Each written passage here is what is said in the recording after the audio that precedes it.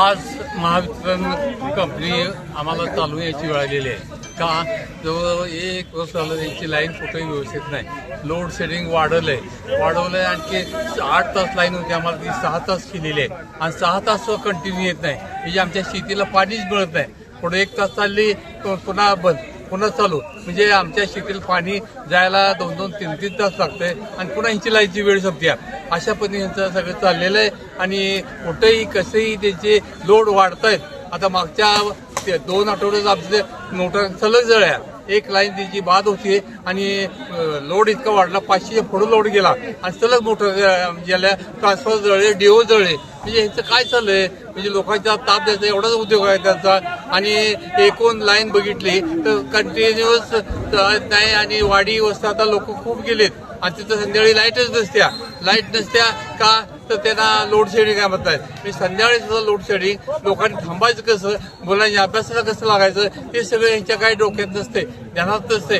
शेतीला पाणी नाही, म्हणजे घरी वीज नाही, मुलांना अभ्यासाला वीज नाही आणि अशा पद्धतीने चाललेलं आहे आणि यांना सांगून सुद्धा ऐकत नाही. त्यामुळे आम्हाला इथं चालवून यायची वेळ आलेली आहे.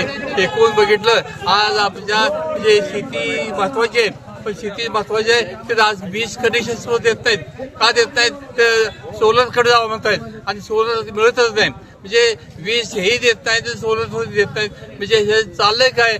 लोकांनी तिला पाणी पाजायचं नाही आणि सोलर वीज सुद्धा एक लिमिटेडमध्ये येते. पुन्हा म्हणजे ऊन कमी आलं की पाणी तिथं चालत नाही किंवा कमीच चालतं. म्हणजे हे सगळं अनागोंदी चाललेलं आहे आणि मागचं अगदी आमच्या म्हणजे हे झाले रोग आला साथीचा त्यावेळेस आमची बाकी तशीच आहे. म्हणजे बाकी सगळ्यांच्या माफ केल्या पण शेतकरी बाकी माफ केली नाही.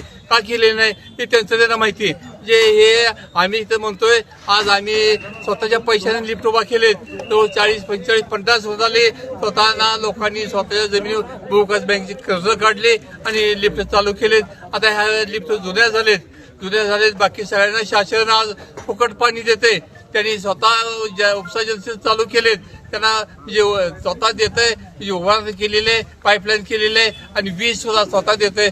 त्यांना असं आणि त्यांना द्यायला काय अडचण नाही, पण आम्हाला त्याचा लाभ मिळावा आणि आमचं जे 7.5 HP आत माफ केलेलं आहे तसं आम्हाला सुद्धा 7.5 HP आत बसवा आणि आमची सुद्धा वीज माफ झाली पाहिजे. का हा शेती महत्वाचा घटक आहे.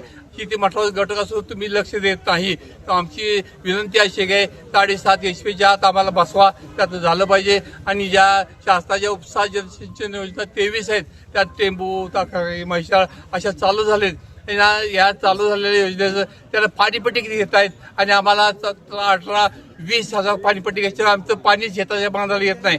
2-2, 3-3 ठिकाणी लिफ्ट केलेलं आम्ही आणि शेताच्या बांधावर पाणी आणलेलं आहे आणि ह्याचं फुकट पाणी सुद्धा त्यांना देत आहे. आम्हालाही त्यांना देता आहे, चांगलं आहे, चांगली गोष्ट आहे. पण आम्हालाही आमच्या शेताच्या बांधावर पाणी आणून द्या. आम्हाला त्यांच्या इतकीच आमची वीज बिल घ्या, थकबाकी कुठं माफ व्हावे आणि त्याच्याविषयी असं आमची वीज घेऊ नका. ही आमची महत्वाची माहिती आहे. लोड शेडिंग अजिबात नको आहे आम्हाला आणि मागे त्याला वीज मिळालीच पाहिजे. म्हणजे आम्हाला सोलरकडे जायची वेळ जातोय, आम्हाला जायच्या वेळी जातोय, पण तिकडे सुद्धा क्लेम लागले. म्हणजे शेतीची वीज नाही, तुमची वीज नाही, MSC वीज नाही आणि सोलर सुद्धा वीज नाही. म्हणजे पाजायचं कसं पाणी? का खांद्यावर आणून पाजायचं का? ही त्यांना काही समजत नाही, काही नाही. तेव्हा आमच्या ह्या मागण्या त्यांना मान्य झाला पाहिजे. ते निवेदन घेऊन जावा. तुम्ही तुमच्या पद्धतीने काय मांडायचं मांडा. महाराष्ट्र राज्य इरिगेशन फेडरेशनच्या वतीनं शेतकरी ग्राहकांचा एक भव्य मोर्चा आज सांगलीच्या MSAB कार्यालयावर आयोजित करण्यात आलेला आहे. वर्षानुवर्ष हीच मागणी आहे की इरिगेशन फेडरेशनच्या ज्या सदस्य असणाऱ्या इरिगेशन संस्था आहेत त्या संस्थांची आज मोठी अडचण होऊन बसले. त्यांना लोड शेडिंगचा सामना करावा लागतो. त्यांना वीज बिल एवढं प्रचंड होऊन बसले, त्यांना आता सहन होत नाही, तेवढं पेलत नाही. त्यामुळे बाकीच्या ग्राहकांनी जशी वीज बिल माफ केली तसं या इरिगेशनच्या फेडरेशनच्या सदस्यांची आणि संस्थांची वीज बिल माफ व्हावीत. तसेच सर्वसामान्य ग्राहकांच्या वतीनं जी स्मार्ट मीटरची सक्ती केली जाते ती सक्ती देखील माफ केली पाहिजे, ऐच्छिक केलं पाहिजे. ज्याला इच्छा आहे त्यालाच ती मीटर लावलं पाहिजे. त्याच्या मीटरच्या अनेक तक्रारी ग्राहकांच्या आहेत, त्याची देखील दखल प्रशासनाने घेतली पाहिजे. जुन्या बंद पडलेल्या तारा आहेत, ही DP आहेत, ट्रान्सफॉर्मर आहेत, हे बऱ्याच वर्षानुवर्ष चालू आहेत. त्यांना मेंटेनन्सला निधी नाही आहे, मेंटेनन्स होत नाही आणि त्यामुळं कमी दाबाचा सामना ग्राहकाला करावा लागतो. ह्या मेंटेनन्स वेळच्या वेळी झाला पाहिजे, कंडक्टर बदलले पाहिजेत, जुने डीपी बदलले पाहिजेत. अशीच वर्षानुवर्षांची मागणी आमची आहे आणि आम्ही सगळ्यांच्या तर्फे मागणी करतोय. निश्चितपणानं प्रशासन याची गांभीर्याने दखल घ्यावी. दखल घेतली नाही तर ह्याच्यापेक्षा तीव्र आंदोलन या इरिगेशन फेडरेशनच्या वतीनं करण्यात येईल असा इशारा मी व्यक्त करतो. आज तुम्ही मोर्चा कुठून कुठे काढला आणि कसं कुठून लोक आले?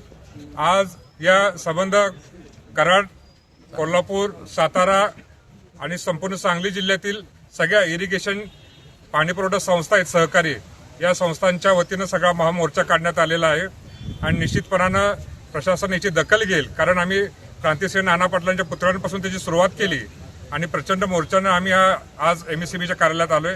निश्चितपणानं प्रशासन आमची दखल घेईल अशी आशा वाटते, पण ही दखल नाही घेतली तर याच्यापेक्षा तीव्र रोषाला सामोरं जावं लागेल असा इशारा मी व्यक्त करतो. ओके.